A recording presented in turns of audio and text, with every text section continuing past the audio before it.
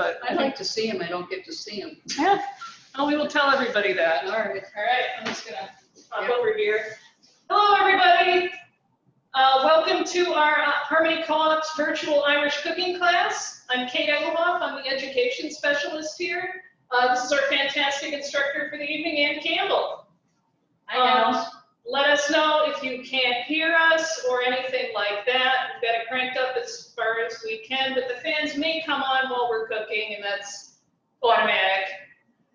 Feel free to unmute and turn your cameras on if you want to, or unmute and chat whatever you want to. We want this to be interactive, whatever you're comfortable with. I'd love to see everybody. Yep, Ann wants to see everybody, and she's in charge. So yeah, other than that, welcome. We are happy we're all here, and we wish you could smell what it smells like in here, because that corned beef in there smells awesome. Anyway, I know you are not here to see me, so I will get out of the way and turn it over to Ann. All right. Yay. Thanks, Kate. Hi, gals. Are they all gals? I think so. Okay. Hi, Ann. Hi. Hi. Is that Mare? Hi, Mare. Yep, that's me. I hope you have your pale ale ready, Mary. Well, I don't know why the feature should be turned off. Okay. Okay. All right, we're ready to go. I'm here to make a little corned beef and cabbage in honor of St. Patty's Day, which back in the old country, this was not a tradition of theirs. They didn't generally use a lot of beef because it was expensive, so they used pork. But when they immigrated to the States, beef was cheaper than pork, so they turned to using corned beef in their corned beef and cabbage meal. So we're going to start off talking a little bit about the different cuts and what part of the beef it's from, and that is the breast, or the front of the cow is the brisket. And then that is corned, which is a long curing process, which they use large grains of rock salt, or corns of salt, they call it, and a brine. And it's kind of a pickling process.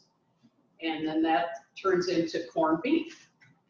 And it's a very, very tough cut of beef normally. So it's kind of tricky to cook. I'm going to talk about a few different ways to cook it. I personally like the crock pot, just because it's easy. You can put everything in it, one-stop shop, and be done with it.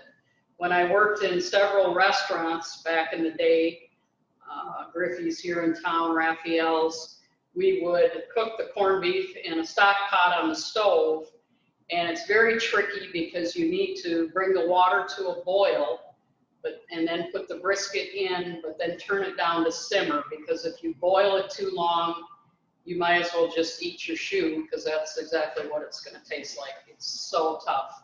So it's real kind of tricky. At the end, I'll talk a little bit about the Instapot. I don't know if people use that for cooking. I personally don't, but we'll talk about that a little bit later.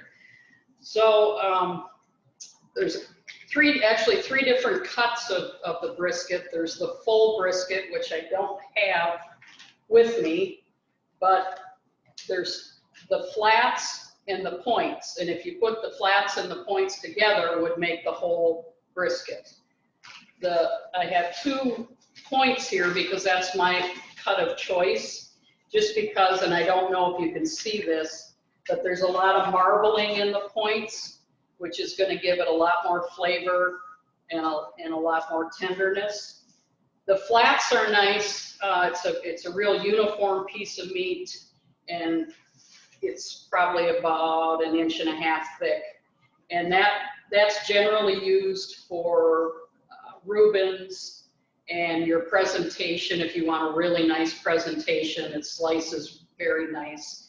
The points generally shred really nicely, and that's why I like them, because they're just real tender, and you can use them in corned beef hash, and I use them in Reubens personally. That's what I'm using these 2 next week for my birthday, which is on St. Patty's Day.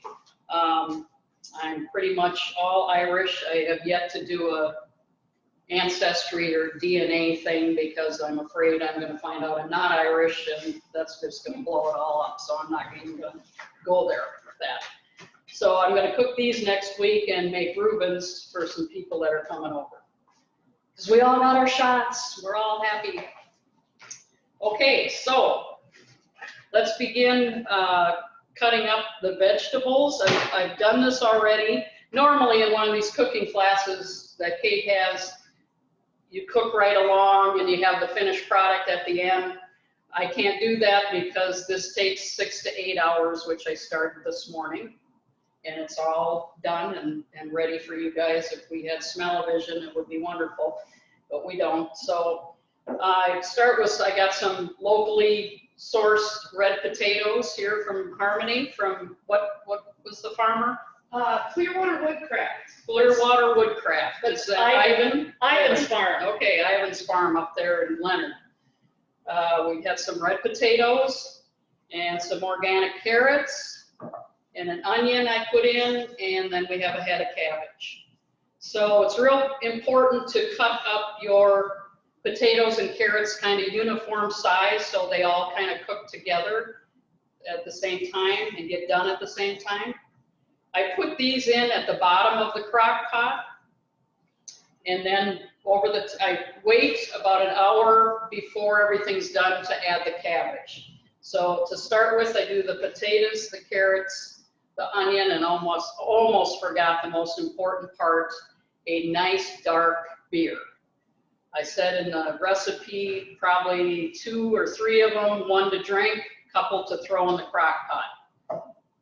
We were gonna get, what do you call the little growler? The howler. The howler from Bemidji Brew, but they weren't open in time for us to get one. So I have a IPA in here. I don't drink, so I drink non-alcoholic beer, and I have a really nice dark IPA that is in the crock pot. So start with your carrots and your potatoes and onion and put those on the bottom level of your crock pot. And then take out your brisket. And since it's brined, it's pretty salty. So I like to wash it off. It's not going to wash off the flavor at all. That's already been infused in the meat. But just give it a quick rinse. And inside here, I can't show you, but there's a little spice packet. And don't forget to put in that has some peppercorns and thyme. I also add some extra thyme in. You can put in actually whatever you want, but there's a little spice packet that goes along with that. So I lay the brisket over the top of the carrots and the potatoes and the onion, and I set it on high for about 6 hours in the crock pot. Goes from 6 to 8. At about the 4 to 5 hour mark, check and make sure your potatoes and carrots are should be pretty much done. And at that point, I pull those out because I don't want it to those to get real mushy. And then that'll give you a little bit more space to add your cabbage at about the last hour mark. So I cut my cabbage up in quarters, and I try to leave just a little bit of the core on there so it doesn't all fall apart. I don't know if I could show you that here. So that's like one wedge there. There's another one. So that's kind of all together. So I add the cabbage at about the last hour mark. Do we have any questions? Am I rattling on and not seeing anybody have any questions? Questions so far. Okay. Feel free to chime in if you have any questions, comments. Check that.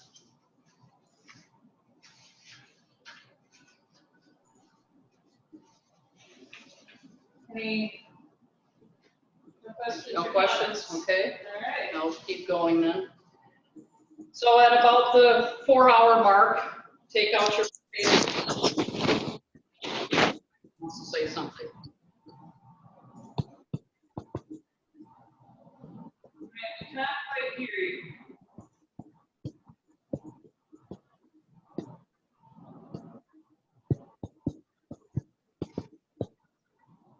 Okay,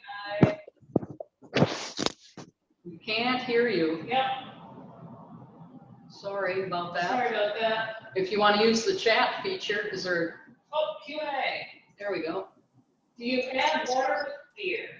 You know, you can. If you're going to do it on a stock pot on the stove, which I'll talk about in a minute, then you want to cover the brisket with water and beer. But in the crock pot, I just generally put in about 2 bottles of beer, 2 cans. I don't really cover it. You can, it wouldn't hurt it any. But there's a lot of moisture in the crock pot with the lid on. Okay. So then,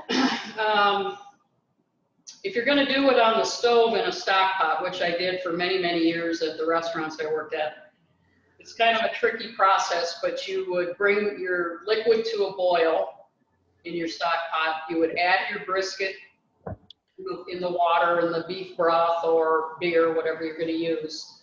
Make sure it's covered with liquid and then turn it down to a simmer.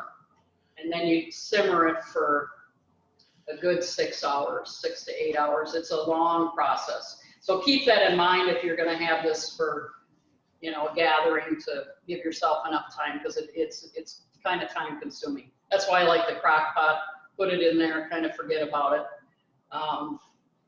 You can also bake it. A lot of people bake it. I've never done that before, but I had a friend that did it over the weekend, and it was low and slow, like about 300 for 6 to 8 hours in the oven. He also put one in a smoker and smoked it. I don't know, Mary, maybe Dar wants to try that sometime, or maybe he has, I don't know, but that would be an interesting way to do it too. Okay, so then when you get it to the about between 6, 7, 8 hour mark, you can, you know, kind of look at it and see. The points are going to kind of shred. They're more, the way there's so much marbling in them that they'll shred. The flats are more, you're going to have to slice those. And it's really, really important to slice against the grain with corned beef. And I don't know if everybody knows how to do that. I can try and show you that with what I have here. So this has been on since 7 o'clock this morning, and it's done.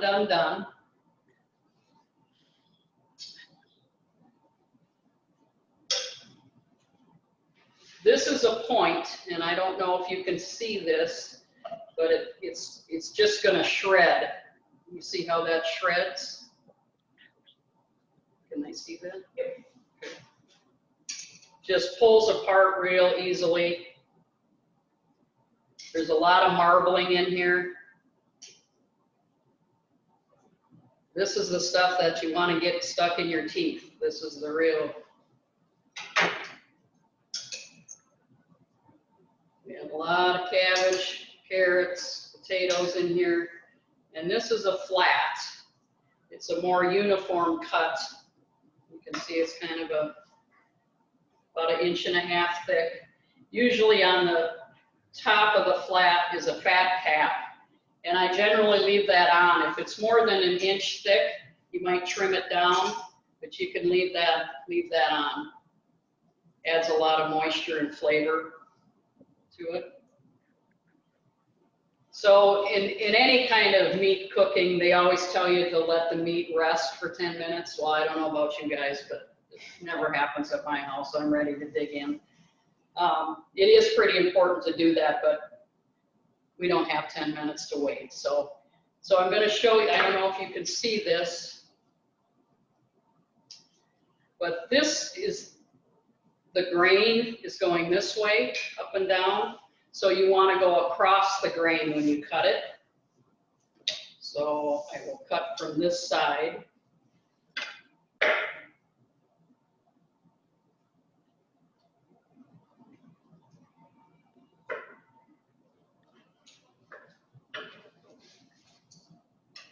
And you can see that. Oh, it's beautiful. It smells so good, you guys. I wish you were here. Really, I wish we could be in person. And these are really nice if you're worried about a presentation, you know, if you want to cut it up and lay it out on a nice platter, and or use it for for Reubens. You can get some real uniform pieces that way. And then, I don't know if there's leftovers. Generally, there's a little bit at my house, not much, but I'm a fanatic of corned beef hash with breakfast in the morning, little potatoes. If you have any fried potatoes and cabbage left over, you can fry that up in the morning. Couple eggs on top. Excellent. Let's see if we can show you some of this.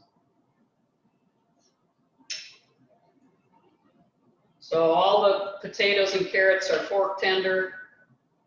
I put them pretty much uniform size like that. You can see that. So they all kind of cook the same amount of time. Does anybody use an Instapot?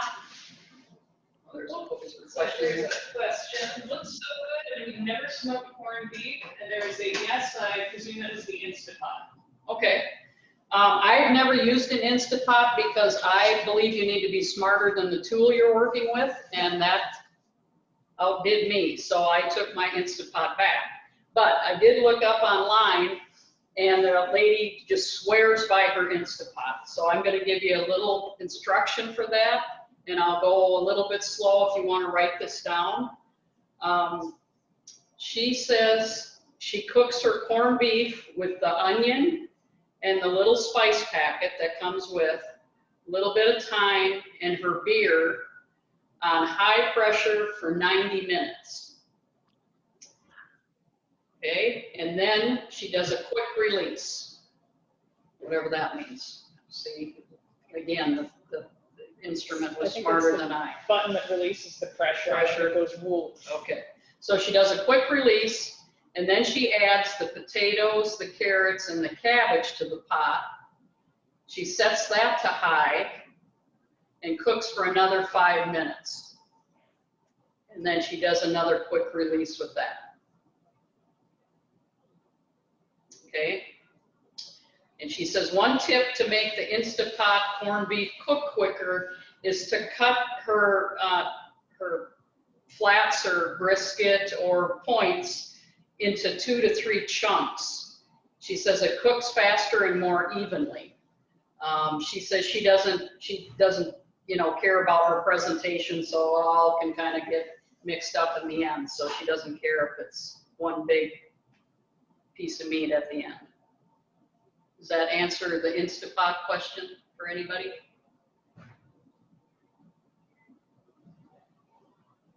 Let's see what appears in the chat box.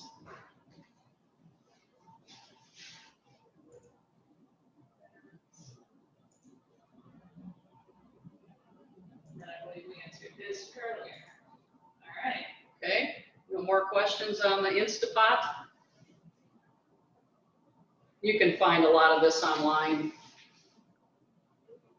or I'm sure there's cookbooks out there, Instapot cookbooks. I have a question.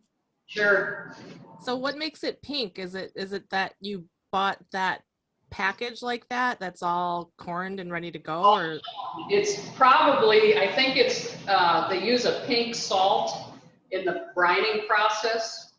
It's full of nitrates, which I personally can't take a lot of. So I get to have this about once a year because it's pretty toxic for me, but I think it's the pink salt, the pink nitrates that are in it that makes it that color. So those packs are all ready to go. You just pop those in to cook. You don't need to add a special solution or anything to it. No, I would wash this off first. You know, these are brined. You can start with a beef brisket that isn't corned and corn it yourself if you want maybe like less nitrates. There's recipes online to do that. I've never done it myself. It'd be kind of like pickling meat. I know people that pickle a lot of venison. I haven't done that, but you could try and do that yourself. This is already brined or corned with the little rock salts that they use. And so there's a little packet, I can't show it to you, it's underneath this. There's a little square packet of spice that comes with these. and you want to put that in with it. But I would rinse these off a little bit and get rid of some of that brine. You don't need all of it. It's already infused in the meat. Thanks. Sure. So I don't know if anybody has eaten at Raphael's at all, but I used to work there, and they have a Reuben soup if you happen to have any leftovers at all. And I could get Kate that recipe if that was my recipe when I worked at Raphael's, and it's an excellent soup recipe. It has a lot of nice cream and Swiss cheese in it, sauerkraut, Dijon mustard, beef base. You can top it with some rye croutons.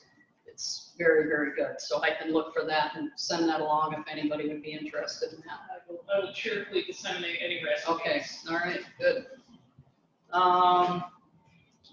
And then if there's a lot of potatoes and cabbage left over, when I was in Ireland many, many years ago, we ate a lot with what is called colcannon, and that's cabbage and potatoes mashed together. So you could use that as a leftover, or fried cabbage, fried potatoes. Again, the hash, my favorite. I'll be looking forward to that next Thursday morning. Okay, something in the chat, it looks like. Any question?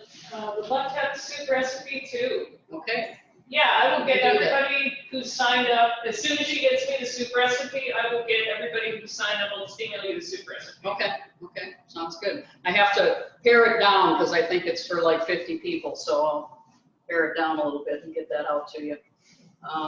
Let's see if any other questions about it. Everybody got the recipe? Oh, I know what I was gonna add. A friend of mine did a glaze on hers after she got it out of the crock pot and put it back in the oven with this glaze. I don't know, I can write this down and put that in with the soup recipe. But this, I want to try this. This sounds really good. It's 3 tablespoons of brown sugar, 1.5 tablespoons of soy sauce, 1.5 teaspoons of dry mustard, and a teaspoon of ground ginger. And she mixed that together and put it over the brisket in the oven at 350 for the last 15 minutes. And Wow. yeah, That sounds really good. So I want to give that a whirl too. So, but I'll give you that, put that recipe in with the soup recipe at the end.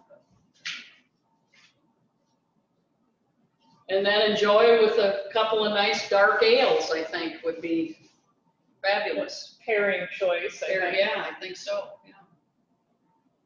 So anybody have any other questions? I know normally I would cook along, but it's all done, so boy, I sure wish you could. Colleen, you're just across the street, why don't you pop over? Too bad we can't open the windows in here and just, get people Yeah, coming yeah. from down the street. What would happen if you cut the flat not against the grain?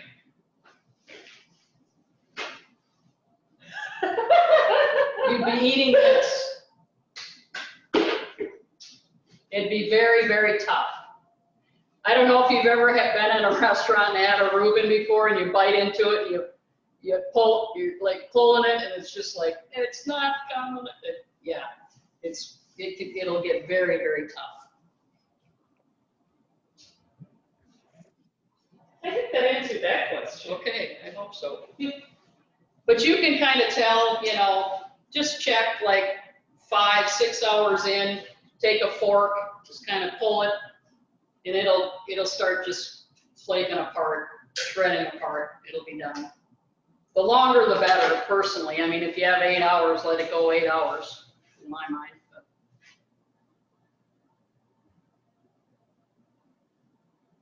Anybody else have a question?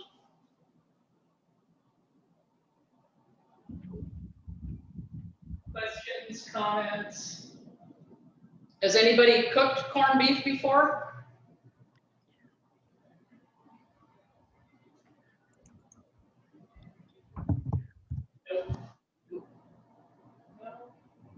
Who knows?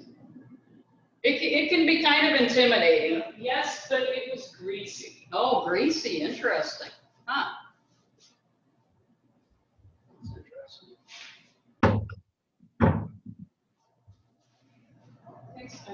I have to go to. Thanks for the information. Oh, you're welcome. Open this up. Okay. Never made corned beef yet, but I will. Couple people have made it. Colleen says I did not know about cutting against the grain. Okay. This is definitely something I didn't appreciate until I was an adult. My dad makes it every year, and we always gave him grief, and now it's just smells amazing. It's a tradition for the Irish, Irish Americans, I should say. When I was in Ireland, I would ask about it, and they're like, no, we don't do corned beef and cabbage. I read somewhere that it's more, in Ireland they eat more bacon, but the A lot of Irish pork. who came to New York City couldn't afford the bacon, but they went to the Jewish delis that had corned beef. Exactly. There we go. Yeah. It's cultural fusion experience. Right. And nowadays, I mean, this isn't cheap by any means.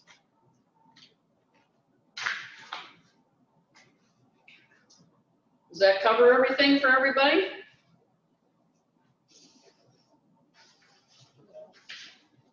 Colleen, you want me to stop on my way home? Oh, corned beef and mustard is a must. Oh, there you go. Oh, that sounds good. I know Bridget's Pub does an Irish egg roll, which is Yes. Basically fried Reuben, which Right. That's now I really delish. miss Bridget. Yeah, there's Dijon mustard in that Reuben soup recipe that is just the perfect kick to that soup. You can't do it without it, so.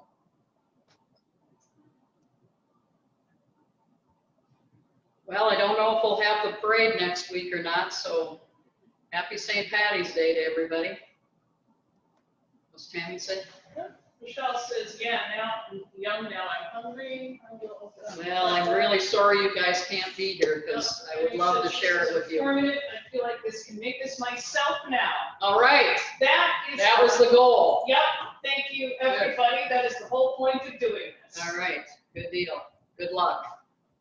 Low and slow, everybody, low and slow. So appreciate this class, almost can smell it.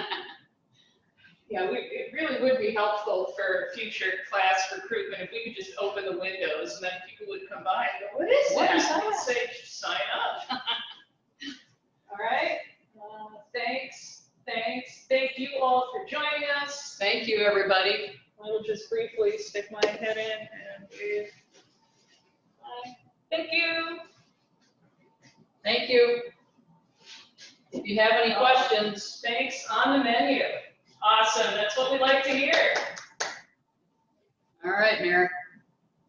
I know you have the beer to add to it, Mary. That won't be an issue.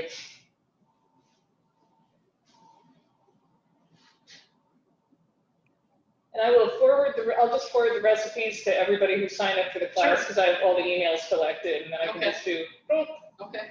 You know what? You had it right on, Mary. All right. Okay. Thanks, everybody. Yeah, thank you.